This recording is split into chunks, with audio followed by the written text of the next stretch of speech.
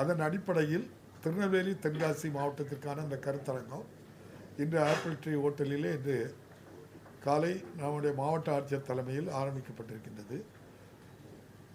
அதிகாரிகள், அலுவலர்கள் எல்லோருமே மகிழ்ச்சியாக இதிலே கலந்து கொண்டு மக்களுக்கு நல்ல கருத்துக்களை கூற வந்திருப்பது மகிழ்ச்சியாக இருக்கிறது. நன்றி, வணக்கம். தமிழகத்தில் தொழில் தொடங்கக்கூடிய சூழல் இப்போ இல்லை. அதிமுக ஆட்சியில் தான் சிறு குறு தொழில்கள் அதிகமாக வந்துச்சுன்னு சொல்லி அதுக்கு எதிர்கட்சி தலைவர் நேற்று நடந்த ஒரு பிரச்சார கூட்டத்தில் பேசியிருக்காரு. உண்மைக்குமே தமிழகத்தில் அந்த தொழில் சொல்லியிருக்கான சூழ்நிலை இல்லைங்கிறது அவர் சொல்றது ஒன்று. அது என்ன அடிப்படையில் சொன்னாங்களோ தெரியல எதிர்கட்சி தலைவர். நான் அவங்களுக்கு பதில்ங்கிறத சொல்ல வரல. தமிழ்நாட்டில் கடந்த 4 ஆண்டுகளில் மட்டும் 17,95,000 குறு சிறு நடுத்தர தொழில்கள் புதிதாக ஆரம்பிக்கப்பட்டிருக்கின்றன. 2021ஆம் ஆண்டு அப்போது ஆட்சியில் இருந்தவர்கள் ஆட்சி காலத்தில் மொத்த குறு சிறு தொழில்கள் இருந்தது 14,17,000. ஆனால் அதன் பின் 4 ஆண்டு காலத்தில் 17,95,000 புதிய தொழில்கள். ஏற்கனவே உள்ள 14 லட்சம் இல்லை, அது புதிதாக 17,95,000 வேலைவாய் குறு சிறு தொழில்கள் உருவாக்கப்பட்டிருக்கு. இதிலிருந்து நீங்கள் தான் இன்னும் பார்த்துக்கணும் என்ன நடந்திருக்குங்கிறத நீங்களே சொல்லிக்கணும். 276 கோடி ரூபாய் டோல் கட்டணம் அந்த நிறுவனங்களுக்கு செலுத்தலைன்னு சொல்லி தமிழ்நாடு அரசு போக்குவரத்து கழகங்களோட அரசு பேருந்துகள் எதுவுமே நாளையில இருந்து தென் மாவட்டங்களுக்கு, குறிப்பா மதுரை, திருநெல்வேலி, நாங்குநேரி டோல்கேட் வழியா எந்த அரசு போக்குவரத்தையும் அனுமதிக்க வேண்டாம்னு சென்னை உயர்நீதிமன்றம் ஒரு தீர்ப்பை கொடுத்திருக்கு சார். இது மிகப்பெரிய பாதிப்பை பொதுமக்களுக்கு ஏற்படுத்தும். எப்படி பாக்குறீங்க?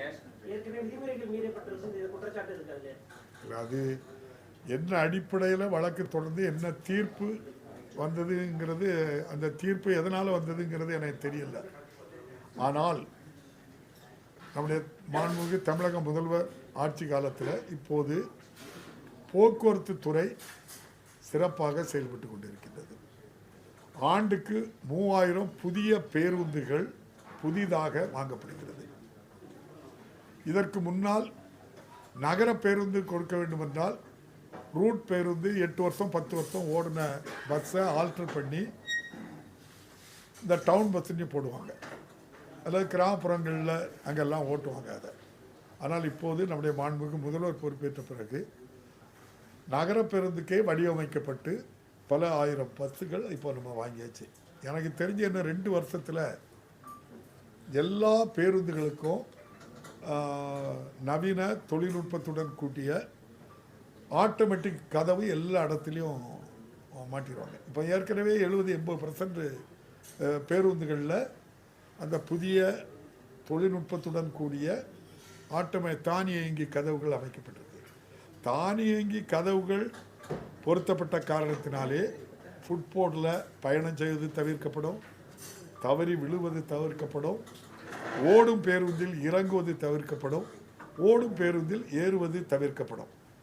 இன்னும் 1 அல்லது 2 ஆண்டு காலத்திற்குள் முழுமையாக எல்லா பேருந்துகளுக்கும், கிட்டத்தட்ட தமிழ்நாட்டை எடுத்துக்கொண்டால் பொது போக்குவரத்து டிரான்ஸ்போர்ட் மூலம் அரசு போக்குவரத்து 18,000க்கு மேற்பட்ட பேருந்துகள் இயங்கிக் கொண்டிருக்கின்றன. இதைவிட மிக முக்கியமானது ஒன்றை நீங்கள் கண்டிப்பாக தெரிந்திருக்க வேண்டும். நம்முடைய மாண்புமிகு தமிழக முதல்வருடைய கனவு திட்டமான விடியல் பயணம் என்ற ஒரு திட்டத்தை அறிவித்து நகர பேருந்தில் நாள்